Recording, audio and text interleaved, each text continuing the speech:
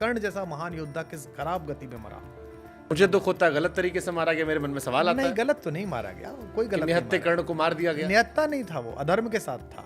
वो इतना अधर्म के साथ था कि वो थप्पड़ों से मार दिया जाता। कर्ण के अनुयायी जो कर्ण को मानते हैं वो ये कहते हैं कि जब कर्ण को भी भरी सभा में बेइज्जत किया गया था तब भी तो भगवान नहीं आए थे, दुर्योधन नहीं आया था, तो वो एक उसके ऊपर एक रह गया कि ऋण रह गया। एक गरीब आदमी को आपने इतना दे कर्ण दिया। को जब अपमानित किया था वो कॉन्स्टिट्यूशनल पोजीशनिंग थी भाई। रामायण और महाभारत दोनों में किसमें ज्यादा सम हो, क्योंकि दोनों में अपनी अपनी कहानियां, अपने अपने सबक हैं, अपनी अपनी सीख है। दोनों पढ़नी चाहिए। आपको मर्यादा पुरुषोत्तम कैसे बनना है इसके लिए तो आप रामकथा पढ़ें, और अगर आपको नीचोत्तम मिल जाए उनसे कैसे निपटना है इसके लिए आप महाभारत पढ़ें। हमने पढ़ी तो थी। आपने तो पढ़ी थी तो इसलिए तो हमें पता था कि दुर्योधन के रथ पे मत बैठो, चाहे कर्ण हो, क्योंकि खुद तो मरेगा ही, अनीति के रास्ते पर आपको भी मरवाएगा। कर्ण जैसा महान योद्धा किस खराब गति में मरा। मुझे कर्ण के प्रति बड़ा दुख होता है। मुझे दुख होता है गलत तरीके से मारा गया। मेरे मन में सवाल आता नहीं, है गलत तो नहीं मारा गया, कोई गलत नहीं निहत्थे मारा कर्ण को मार दिया गया। निहत्था नहीं था, वो अधर्म के साथ था। अधर्म तो निहत्था हो तो भी मारा जाता है। वो इतना अधर्म के साथ था कि वो थप्पड़ों से मार दिया जाता। ये तो महिमा मंडन हो गया, रश्मि रथी पॉपुलर हो गई। कभी हमसे बैठ के इस पर लंबी चर्चा करिए, हम बताएंगे। भगवान ने लास्ट में जब उसे बोला है कि जिस दिन ये हुआ था उस दिन कहाँ तेरा धर्म सो रहा था, जब धर्म बताया तब भगवान ने उसको बड़ी सुनाई वहाँ खड़े होके कि अभिमन्यु के जब तू तलवार उतारा था पीछे से, तेरा धर्म कहाँ गया। जिस दिन एक रजस्वला महिला के कपड़े उतारे जा रहे थे और तेरा निर्लज्ज दोस्त बड़ा बगल में बैठ के जंगा ठोक रहा था कि यहाँ बैठ, उस दिन तेरा धर्म कहाँ मर गया था। जिस दिन भीम को खीर में विष पिलाया गया था उस दिन तेरा धर्म कहाँ मर गया था।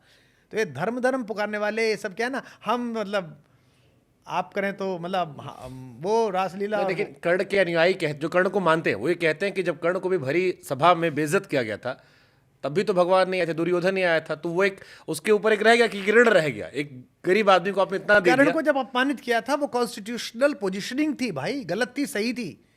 उनके कॉन्स्टिट्यूशन में ये विधान था कि केवल राजवंशियों में प्रतियोगिता होनी है। अब ओलंपिक चल रहा है और एक पहलवान बाहर खड़ा कह रहा है जो अभी जीता ना गोल्ड मेडल, इसे पटक के अभी मार सकता हूं मैं, हो सकता मार भी दे वो। ओलंपिक ये तो लिखेगा आओ भी बुला लो, इससे करवा लो अभी। भाई ओलंपिक है, व्यवस्था है। तू पहले स्टेट खेल, फिर नेशनल खेल, फिर प्री ओलंपिक क्वालिफाई कर, फिर लीग खेल, फिर क्वार्टर फाइनल खेल, फिर सेमीफाइनल खेल, फिर फाइनल में आ जा। अब ओलंपिक में एक आदमी ने भाला फेंका 90 मीटर तक, और हमारे गांव में एक बैठा कह रहा है भी क्या फेंका इसने, मैं सोना फेंक दूं बाबूजी, नाम बदल देना मेरा।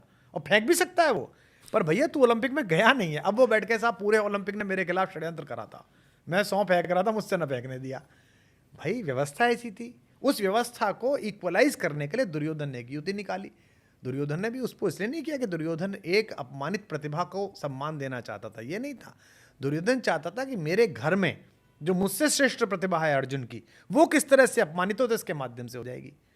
होता नहीं था गली में, भाई हम तो किसी ने कुछ कह दिया, हम तो कुछ कर नहीं पाए, 3 लड़के थे तो भाई साहब को बुला कर आते थे, भाई साहब वहाँ, और जितना ज्यादा अपमान हुआ नहीं था उससे ज्यादा अपमान बताते थे कि आपको भी गाली दी थी, ताकि भाई साहब को भी गुस्सा आ जाए। फिर भाई साहब चढ़ा के कहाँ थे कौन थे, 2 लड़के मिले थप्पड़ मारा।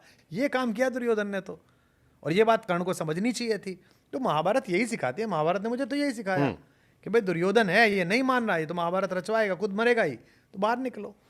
अच्छा, एक सवाल हमारे मन में और आता है, क्योंकि राम और कृष्ण को लेकर हमने आपको बहुत सुना, अपने अपने राम अपने अपने श्याम, और एक बड़ी अच्छी बात मुझे लगी थी, राम का बचपन नहीं था, कृष्ण का जीवन जो है बड़ा खूबसूरत था, और उसकी व्याख्या भी बड़ी अच्छी थी। कभी समय मिला तो पूछूंगा। लेकिन कृष्ण जी को लेकर एक सवाल मेरे मन में हमेशा आता है, क्योंकि आप प्रेम के कवि भी हैं। कृष्ण जी को रुक्मणी जी ने भी प्यार किया, राधा जी ने भी किया, मीरा जी ने भी किया। कई सारी फिल्में भी आती हैं, जिसमें अभी हमने एक प्रियंका चोपड़ा की पिक्चर देखी थी, उसमें उन्होंने कहा कि लोग तो प्रेयसी को याद रखते हैं, पत्नी कितनी भी अच्छी हो, और बड़ी हिट फिल्म गई। उसका डायलॉग बड़ा अच्छा था कृष्ण संवाद को लेकर। आपकी नज़र में रुक्मणी जी, राधा जी, मीरा जी, किसका प्यार सबसे बड़ा था? तीनों को कृष्ण अलग अलग मिले हैं। देखिए, एक गीत गाने वाला कृष्ण है जो राधा को मिला है, एक गीता गाने वाला कृष्ण है जो माता रुक्मणी को मिला है, और एक प्रीत जगाने वाला कृष्ण है वो माता मीरा को मिला है। देख हमारे ना क्या है, कॉलोनी में जैसे आप जिस अपार्टमेंट में रहते होंगे वहाँ बालकनी एक के ऊपर एक है ना, 19वीं मंजिल वाले की बालकनी भी यही खुल रही है, और उसके ऊपर वाला जो 21 वाला है उसकी भी वहीं खुल रही है, 20 वाले की खुल रही है। सामने बादल हैं, सामने आकाश है, इंद्र का चमत्कार है, मौसम खूबसूरत है। बताइए कौन सी फ्लोर पे मौसम अच्छा है? प्रत्येक फ्लोर पे मौसम अच्छा है। तो वो ईश्वरी किस बात का, वो योगेश्वर ही किस बात का, वो 64 कलाओं का स्वामी ही किस बात का, जो एक में बंध जाए, जिसको एक प्रेम करे। तो कृष्ण इसीलिए पूर्ण पुरुष हैं, कृष्ण इसलिए पूर्ण अवतार है, कृष्ण इसलिए परब्रह्म है कि उनसे आप हर तरह से प्रेम कर सकते हो। आपको आश्चर्य होगा, चोरों के आराध्य हैं वो। आधे चोरों पे ये व्याख्या है कि कृष्ण तो खुद ऐसी करते थे, आनंद लेते हैं लोग बाग। किसी ने नाचने पर कुछ कह दिया था तो मैंने उससे कहा कि मेरे बाबा सुनाते थे, लोग नाचना बुरा रे बतावे, नाचे कृष्ण मुरारी, नाचे थे बैराट देश में अर्जुन बाणाधारी। नृत्य में पारंगत हैं, वाद्य में पारंगत है, पशुपालन में पारंगत हैं, 64 कलाओं में पारंगत हैं।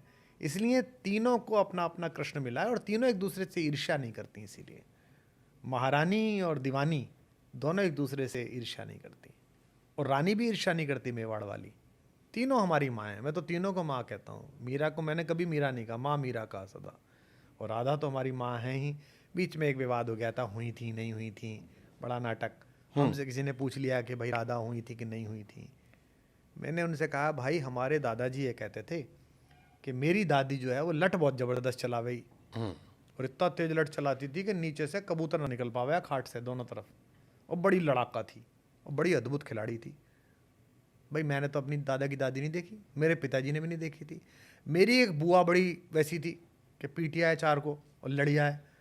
तो मेरे पिताजी कहते थे कि हमारे बाप के दादी पे गई है। फिर मेरी बहन बैडमिंटन बहुत अच्छा खेलती थी और बिल्कुल रैली लगा देती थी, गिर गिर जाती थी। तो मेरे भाई ये कहते थे कि ये दादाजी की दादी पे गई है। अब मेरी छोटी बेटी है, उसका बड़ा क्रूड ह्यूमर है, हाँ स्लैपस्टिक, ऐसा वन लाइनर मारती है कि भाई साहब शाहरुख खान ने चित्त आदमी बैठ के लंदन वाली, हाँ वहाँ पढ़ती है किंग्स में, वो डाइनिंग टेबल पे एक लाइन बोलेगी, सब यूँ देखेंगे अरे क्या बोल दिया इसने। तो मैं कहता हूँ कि मैंने कहा हमारा दादा जैसे बताता था। अब क्या है, मैंने अपने दादा की दादी नहीं देखी, पर उस अदृश्य महिला के बारे में एक व्यक्ति द्वारा बनाया गया किस्सा हमारे परिवार में मान्य है कि वो ऐसी थी। मतलब हमारे दादा की दादी तो मान्य हो गई, और करोड़ों करोड़ लोग सैकड़ों वर्षों से हमारी जिस माँ के अनुराग में बंधे हुए गीत गा रहे हैं, रो रहे हैं, आराध्य मान रहे हैं, वो हुई नहीं। तो मैं पागलों में ढूंढने जाऊंगा, हुई नहीं हुई। जब मेरे को इतना आनंद दे रही है राधा, जब मेरे को इस स्नेह से प्रेम से भर रही हैं, जब मुझे मुक्ति से भर रही है मेरी माँ। भाई पद्मावती पे क्या हुआ था, जब पद्मावत के समर्थन में हमने बोला कि भाई ये फिल्म ऐसे नहीं बननी चाहिए, हम समर्थन में लोगों ने हमसे कहा कि आप तो बड़े अजीब आदमी हैं, आप करणी सेना के साथ हो गए, आप इनके साथ हो गए। तो हमारे एक मित्र उस समय राजनीति में प्रासंगिक थे, आप ही के कबीले के, वो एक दिन घर आए तो मुझसे बोले, यार कुमार भाई आपसे ये आशा नहीं थी, आप तो कवि हैं, आप भी ये बिल्कुल फैनेटिक बातें कर रहे हैं, अब कोई आपसे पूछ के कविता लिखेगा, अगर कोई कविता लिखना चाह रहा हो, वो फिल्म बना रहा है। मैंने कहा बिल्कुल नहीं लिखेगा मुझसे पूछ के, पर मेरी माँ पे लिखेगा तो पूछ के लिखेगा, और उल्टी सीधी लिखी तो वो हाल करूंगा कि अपनी माँ को याद रखेगा। भाई पद्मावती हमारी लोक माँ हैं, उनके बलिदान के लिए हम लोग रोते हैं, हमारा पूरा अंचल, हमारा पूरा समाज। आप ऐसे ही कैसे फिल्म बना देंगे? मेरे अच्छे मित्र हैं संजय भाई, संजय लीला बंसाली मेरे अच्छे मित्र हैं, मैं उनकी कला का आदर करता हूँ, वो भी मेरी कला का आदर करते हैं। और आप मेरी माँ पे तो बना रहे हैं भाई साहब, वो जो दूसरे वाले हैं जो सहते ही नहीं, उन पे क्यों नहीं बनाते आप? एक बार उन पे बना लीजिए। शायद जवाब वही होगा जो आप कहते हैं अक्सर, कि अपने वाले बोल देते हैं, कम से कम जुदा नहीं होता। हाँ तो भाई, तो फिर इतना याद रखिएगा, आप कुछ भी बनाइए। मैंने तो सिर्फ इतना कहा था कि चलिए अगर आप बना भी रहे हैं, अगर आपकी स्क्रिप्ट भी है, तो जो उसके मानक लोग हैं, जिनके वंश में वो लोग हैं, उनको तो मिलाइए। ट्रू, हाँ ये तो महेंद्र सिंह जी मेवाड़ से तो मिलाइए, जायज़ बात श्री जी से तो मिलाइए, लक्ष्यराज जी से तो मिलाइए, जाके बात कराइए, उनसे बताइए, दिखाइए।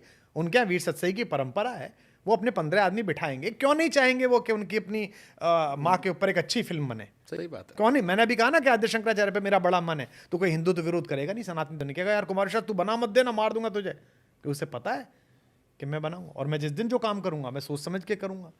तो इतना सा कहना था, बस इतनी सी बात।